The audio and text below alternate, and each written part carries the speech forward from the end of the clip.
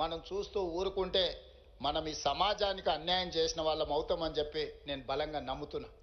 అందుకే ఈరోజు యూనివర్సిటీల యొక్క ప్రతిష్ట పెంచాలని, ఈ యూనివర్సిటీల ప్రతిష్ట పెంచాలంటే మౌలిక వసతులు పెంచినంత మాత్రాన ప్రతిష్ట పెరగదు.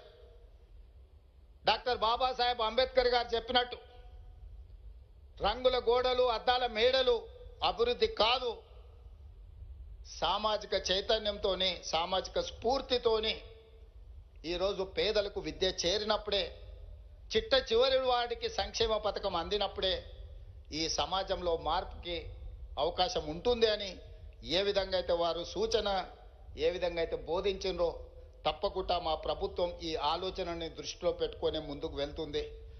ఈరోజు ఈ తెలంగాణ సమాజంలో ఉన్న యూనివర్సిటీలు, తెలంగాణ సమాజమే కాదు దేశంలో ఉన్న యూనివర్సిటీలను యూజీసీ ముసుగులో, నిబంధనల మార్పుల ముసుగులో ఈరోజు ఆధిపత్యం చెలాయించాలని కొంతమంది కుట్ర చేస్తున్నారు.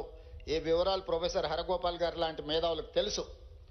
యూజీసీ గైడ్ లైన్స్ మారుస్తున్నారు, మార్చాలన్న ఆలోచనతో ప్రతిపాదన రాష్ట్ర ప్రభుత్వాలకు పంపిస్తున్నారు.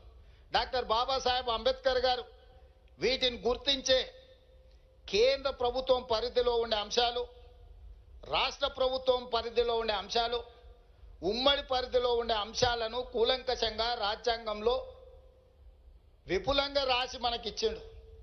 కానీ ఈరోజు సవరణల ద్వారా రాష్ట్ర పరిధిలో ఉండాల్సిన యూనివర్సిటీల యొక్క మనుగడ కేంద్ర ప్రభుత్వం గుంజుకోవాలనే ప్రయత్నం చేస్తుంది. ఇప్పుడు నేను నియమించిన వైస్ ఛాన్సలర్ని భవిష్యత్తులో గవర్నమెంట్ ఆఫ్ ఇండియా ఢిల్లీ నుంచే నియమిస్తాము, ఈ నిబంధనలు సరళిస్తామంటున్నారు. ఢిల్లీలో ఉన్న వాడికి తెలంగాణ ప్రజల యొక్క ఆలోచన, తెలంగాణ ప్రజల యొక్క జీవన విధానం ఏ రకంగా తెలుస్తుంది? ఈరోజు మన విద్యాలయాల మీద, విశ్వవిద్యాలయాల మీద పెత్తనం, ఆధిపత్యం వెనక ఒక పెద్ద సాంస్కృతిక దాడి ఉన్నది, ఒక కుట్ర ఉన్నది. ఈ కుట్రని మేధావులందరూ ఆలోచన చెయ్యాలి.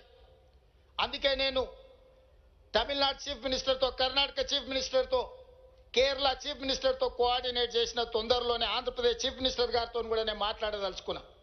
రాష్ట్ర ప్రభుత్వాలు నియమించుకోవాల్సిన రాష్ట్ర పరిధిలో ఉండే యూనివర్సిటీల వైస్ ఛాన్సలర్లను కూడా కేంద్ర ప్రభుత్వం యూజీసీ నియమిస్తాము అని అంటే మనం చేతులు కట్టుకొని కూర్చుంటే సాంస్కృతిక పరమైన దాడి జరగబోతుంది. ఆ తర్వాత ఈ విశ్వవిద్యాలయాలు కొంతమంది చేసే విష ప్రచారానికి వేదికలు కాబోతున్నాయి.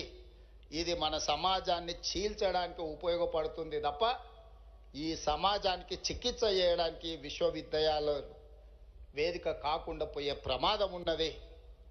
అందుకే ఈ వేదిక మీద నుంచి ప్రధానమంత్రి నరేంద్ర మోడీ గారికి విజ్ఞప్తి చేస్తున్నా.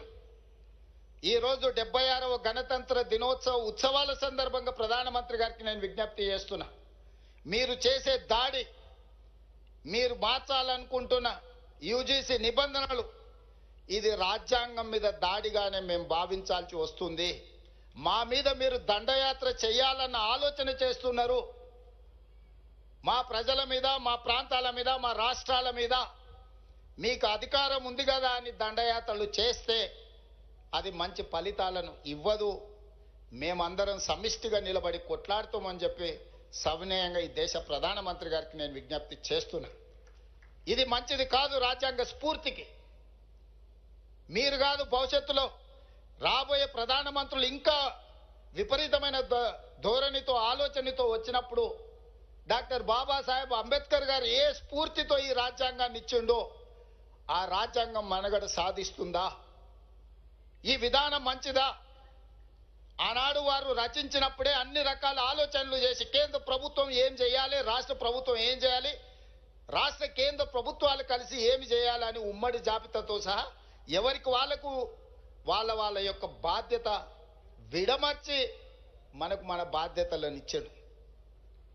ఒకరి అధికారాల మీదకి, ఒకరి బాధ్యతల మీదకి ఇంకొకరు దండెత్తినప్పుడు అది అనవసరమైన వివాదాలకు, రాద్ధాంతాలకు దారితీసే ప్రమాదం ఉన్నది. ప్రధానమంత్రి గారు దయచేసి యూజీసీ నిబంధనలను మార్చి మా రాష్ట్రాలలో వైస్ ఛాన్సలర్లను నియమించుకునే అధికారాన్ని మీరు గుంజుకుంటే ఇది మా మీద దాడిగానే మేము భావిస్తాము. మా హక్కులను వదులుకోవడానికి మేము సిద్ధంగా లేము. మేము నమ్మిన సిద్ధాంతాన్ని వదులుకోవడానికి కూడా మేము సిద్ధంగా లేము. మేము నమ్ముతున్న సిద్ధాంతం ఏందో మీకు తెలుసు. ఈరోజు డాక్టర్ బాబాసాహెబ్ అంబేద్కర్ గారు అందించిన రాజ్యాంగాన్ని తూచా తప్పకుండా స్ఫూర్తిని అమలు చేయాలన్న సిద్ధాంతం